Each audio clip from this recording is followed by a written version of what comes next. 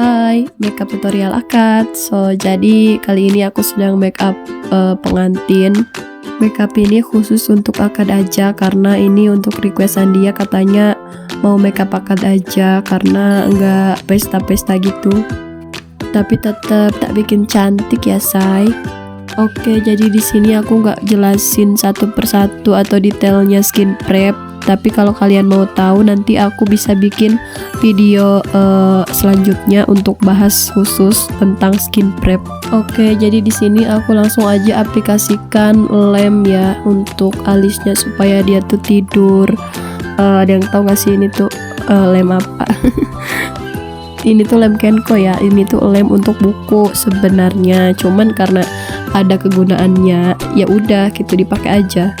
Diaplikasikan merata ya. Satunya lagi juga jangan lupa dipakaikan biar dua-duanya itu sinkron. BTW maaf banget ya guys kalau penjelasannya kurang dimengerti, karena jujur aja aku tuh sebenarnya nggak terlalu ahli dalam soal menjelaskan kayak gini. Tapi kalian tonton aja videonya, pasti kalian ngerti kok.